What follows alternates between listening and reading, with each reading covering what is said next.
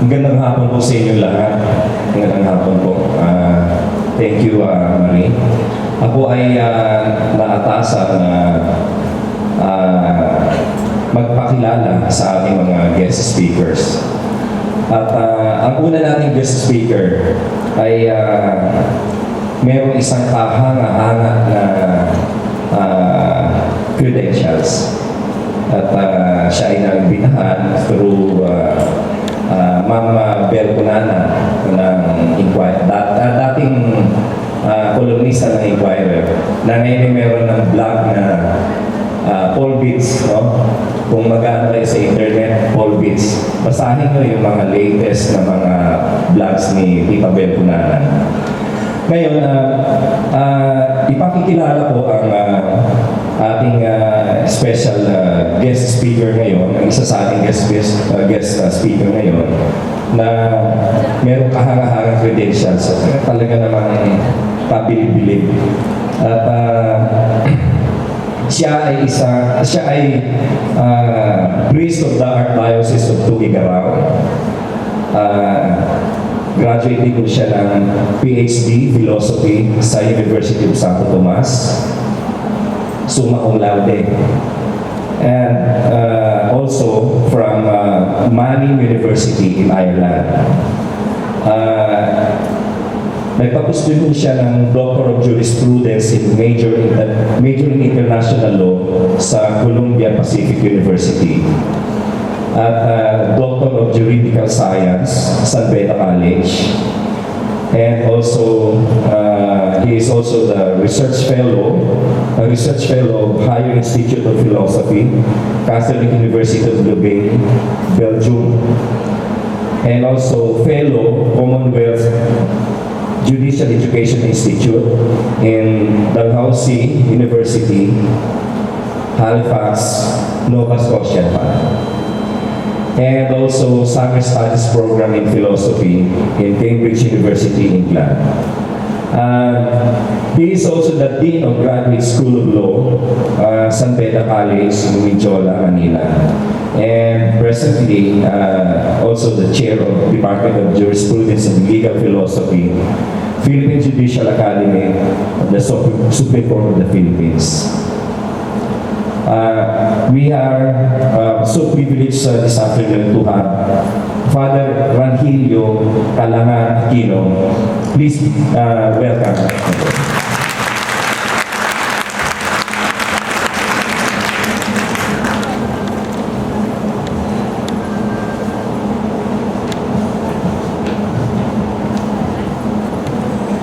My dear friends,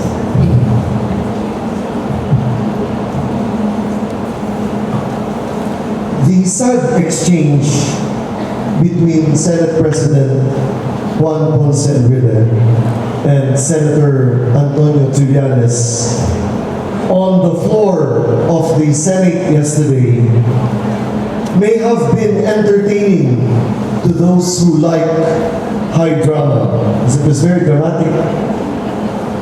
But it was to me a very sad commentary on a confused and a confusing leadership.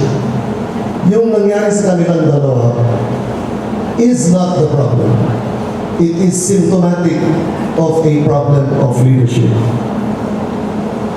I know for a fact that if any of the senators owes the Senate President gratitude and loyalty, it is Senator Trillanes. When he was under detention, because he was under detention for quite some time because of the crime of attempted coup d'etat, it was Senator Enrile who pressed very strenuously for his release so that he could participate in the sessions of the Senate. I noticed, my friends, because I wrote a column opposing his release. And after I'd written that, I got a call from the Senate President. I was asked, would you find anything objectionable, Father, sabi sa akin, kung ang release ni Senator Trillanes ay release into my custody, released upon my recognizance, so that he can take part in the deliberations of the Senate to which he was elected. I said, I have no problems with that, Senator. What I am objecting to is a distinct treatment of one who is under detention for attempted coup d'etat. So I know for a fact na kung may talagang nagtrabaho ng palaya si Senator Villanes to enable him to work in the Senate as a senator should, it was the Senate President. But the regrettable face-off between the two erstwhile friends yesterday highlighted the ills of leadership today. So, saan nanggaling? Saan pulot-dulot ng banggaan na yan? Senator Trillanes, at least as far as we know from press reports and releases, appeared to be strongly opposed to the creation of the proposed province of Camarines Nuevo. Kasi sabi niya, yan ay kagagawan ni Congresswoman and former President GMA. In short, I don't want it because it is the handiwork of PGMA. The moment we start reasoning like this, my friends, we have here an eerie reminder of George Orwell's popular satire, Animal Farm. And my dear students, if you haven't read Animal Farm, I encourage you to do that in your spare time. I notice that some of you are medical students here. Do not stop reading your anatomy and physiology for Animal Farm. You read Animal Farm when you have a break. Okay? But it's a very interesting book. In that book, the animals rose in rebellion and took over a farm, ousted the human owners of the farm. And because they wanted a new society, these animals foisted on the entire animal community a mantra that everybody had to go by. Remember, kagalit nila ang mga tao. Natural, sila ang dating may-ari. So, their new mantra was, 4 legs good, 2 legs bad. That was the mantra. Now, it seems to me to be politically acceptable today.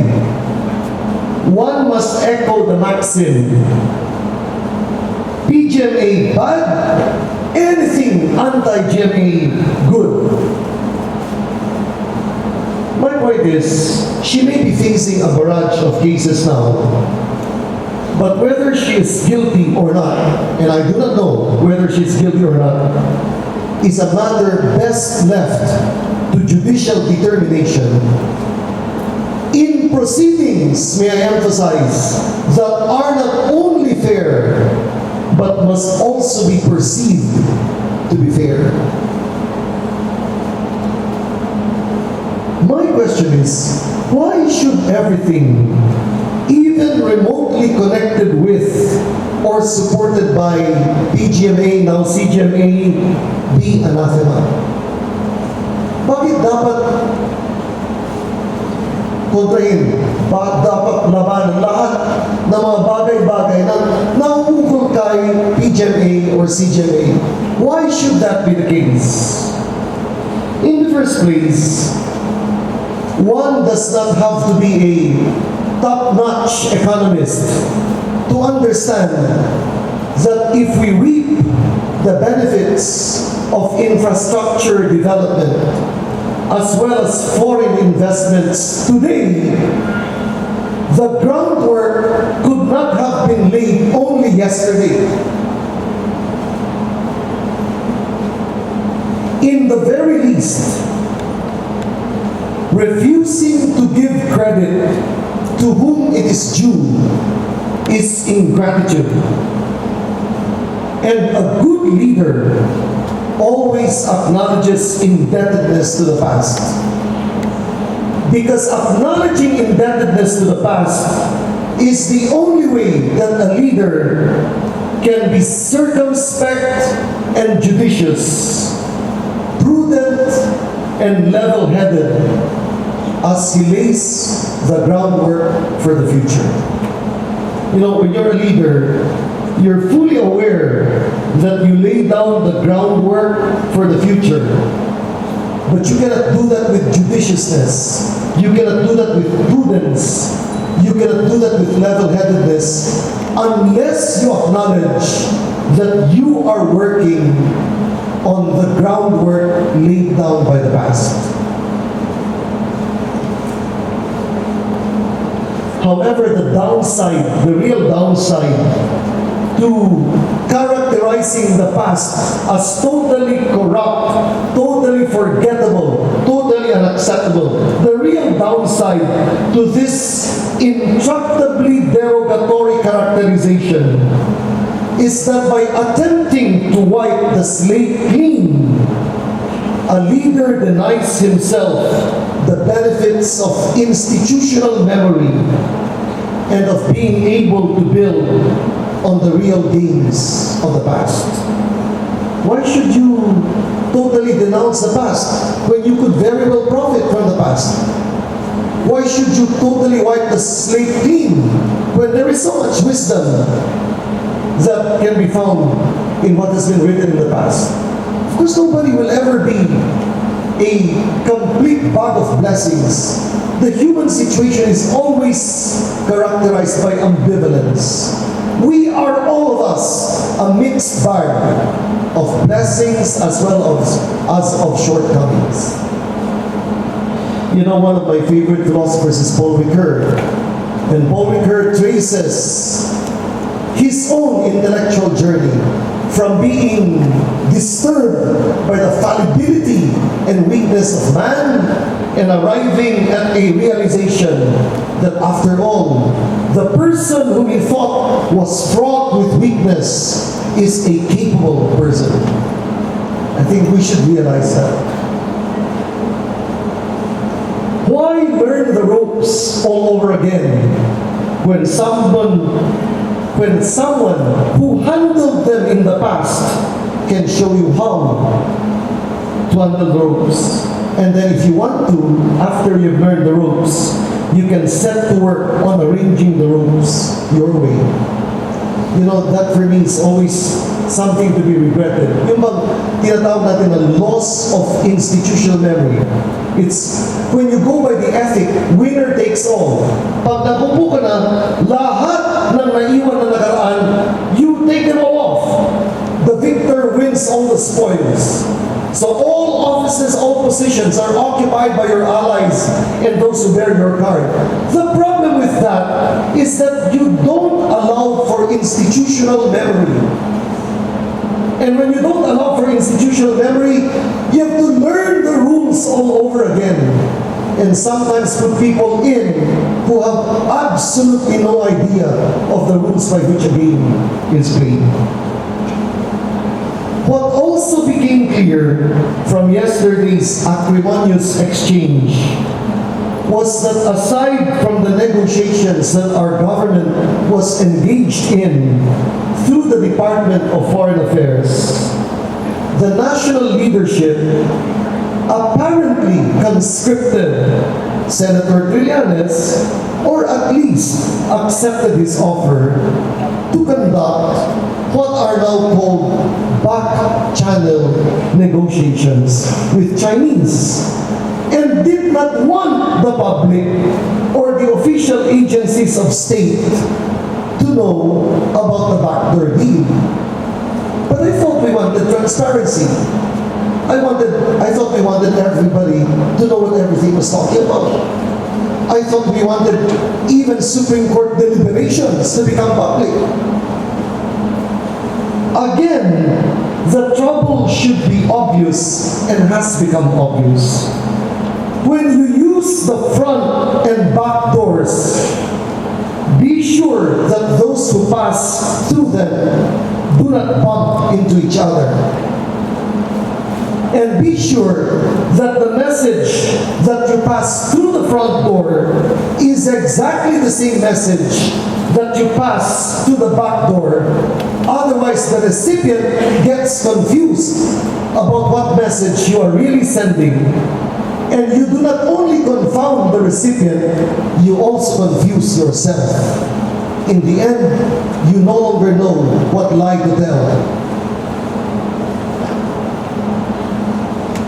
I am reminded, I am not a practicing lawyer. In fact, I am not a member of the Philippine Bar, despite my doctoral degrees in jurisprudence.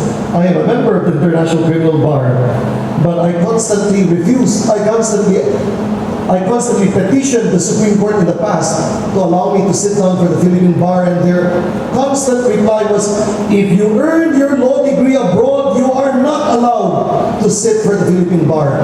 And when finally the Supreme Court was fed up with my repeated requests asking me to sit down for the Philippine Bar, they said, we are so peeved by your constant requests that we will appoint you to the Philippine Judicial Academy.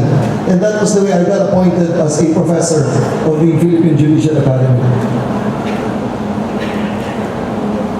My friends, responsible leadership, I am fully aware of my time limit, so I'll not make this long. Please be assured of that. Responsible leadership rejects personality cults. And the responsible leader never makes of himself a cultic figure. Why? Because a cult never welcomes rational exchange. No, even in theology.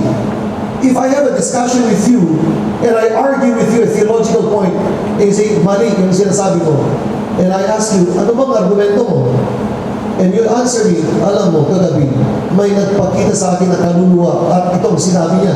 How else can I debate with you? Kaluluwa naman ang kasabot ko.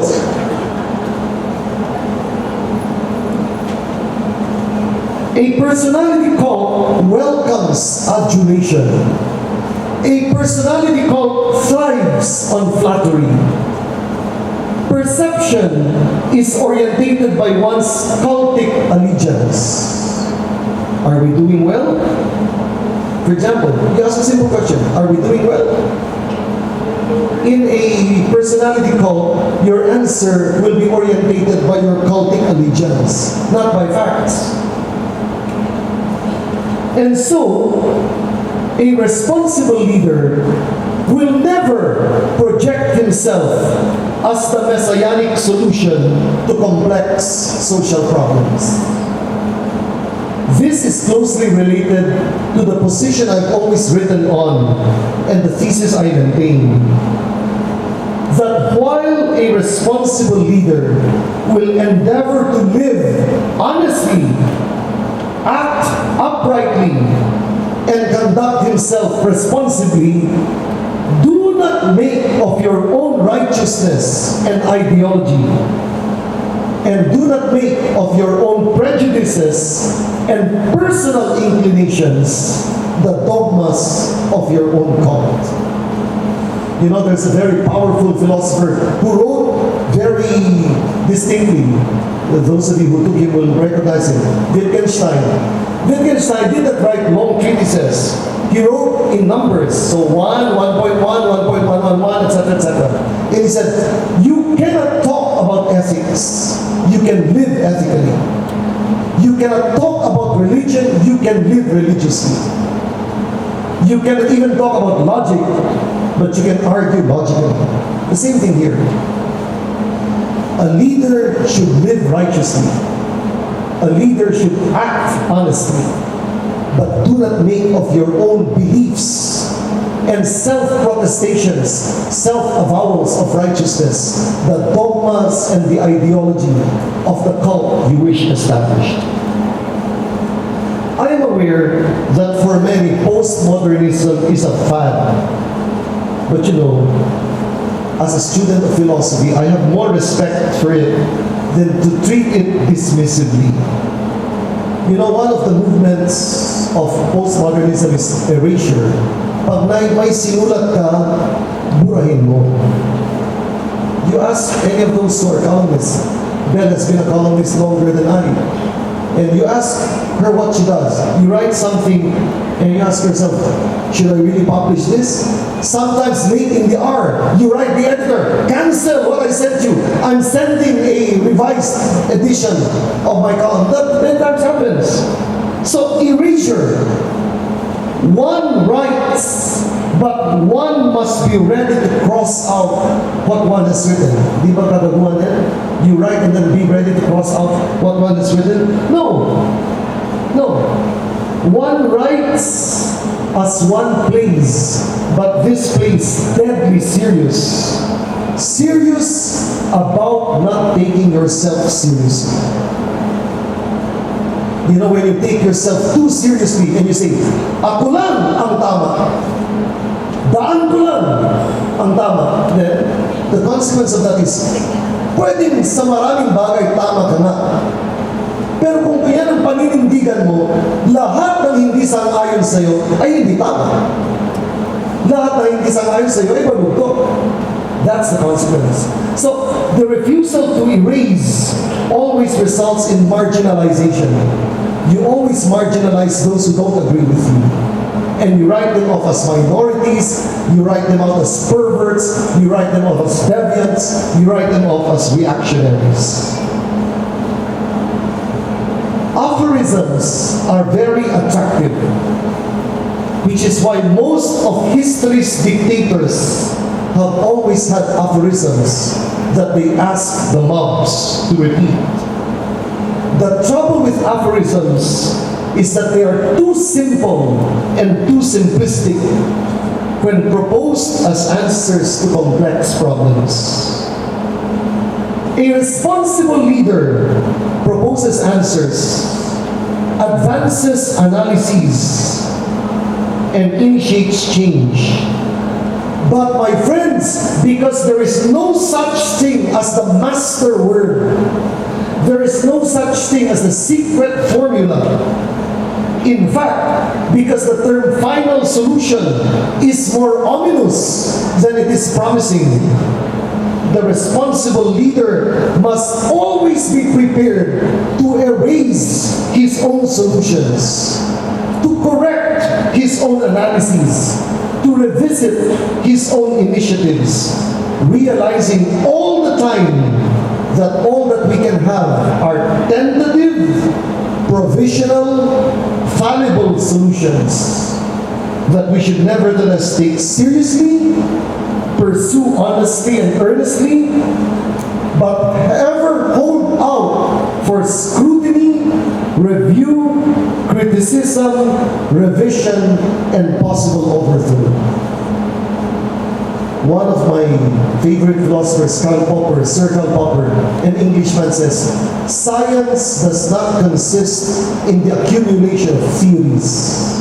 Rather, science consists in the constant overthrow of theories and their replacement by better ones.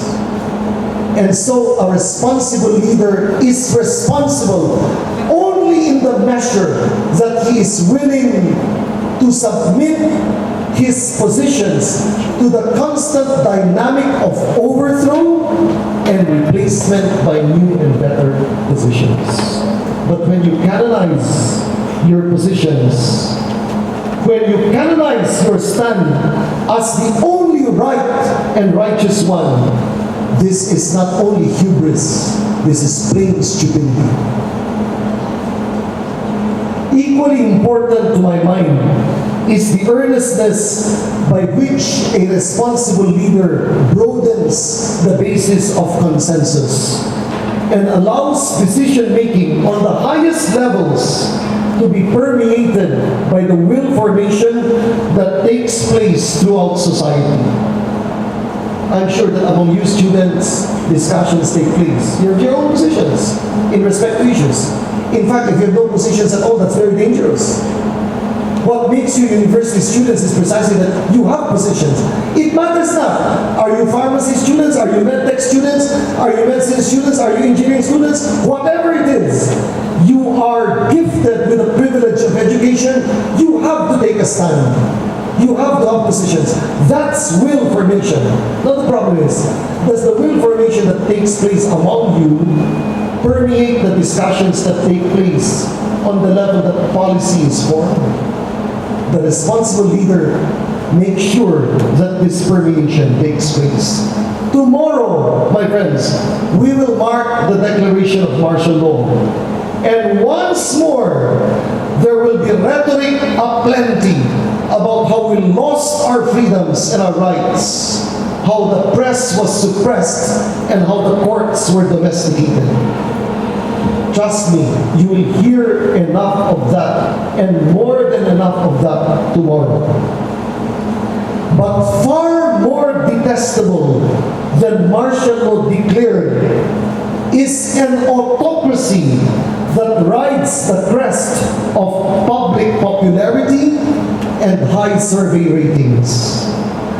There are many ways that journalists, writers, lecturers, speakers, and opinion makings who do not chant the responsorial psalm of the day can be persecuted, silenced, and marginalized. And because executive discretion, administrative discretion is precisely that, the exercise of discretion, basic administrative law teaches us discretion is not to be eliminated, but discretion is to be checked, discretion is to be confined, discretion is to be reviewed. And if that is the way discretion is exercised, lesson number one in political law and in constitutional law is never tame the courts, never suppress the courts, and never muzzle the courts. I will conclude, because I know my time is up, with recalling a book that captivated me when I was a college seminarian. Please don't think that seminarians consume their time reading the Bible all the time. We hardly read the Bible as seminarians. Sisters, I'm sorry. Of course, we read the Bible in scripture class, but if you think that in our spare time we read the Bible, no, we enjoy what you enjoy in our spare time. There was a book that made a very deep impression on me as a seminarian. It was Solzhenitsyn's 2-volume The Gulag Archipelago. Solzhenitsyn writes in disturbing detail about the prison complex as well as the prison syndrome that was integral to the Soviet system. And you know, the Soviet Gulag was established on the geographical fringes of the Soviet Union, Siberia. But putting the Gulag Archipelago in the geographical fringe was also a very good way of sending the message to society. The people confined here are at the fringes of society. That is exactly what the Gulag system endeavored to do: marginalize all opposition. The responsible leader is one who destroys gulags, not one who establishes them. It is he who fosters dissent, knowing that the power that Hannah Arendt identifies as the social glue that holds us all together, that makes us want to live together, and that allows us to thrive together, is formed by the many times uncomfortable but necessary mix of contending and clashing opinions and views, not the semblance of unanimity, which is almost always a telltale sign of true democracy's demise. No, in church, after the first reading, we have a responsorial psalm, right? And there is a commentator who says, response, and for God's sake, all of you must repeat the same responsorial psalm. Because if one recites a response that is not a response of the day, not only will your fellow churchgoers be flustered, it's possible that the celebrant will walk out in protest. You see? But we're not in church, and we're not reciting responsorial psalms.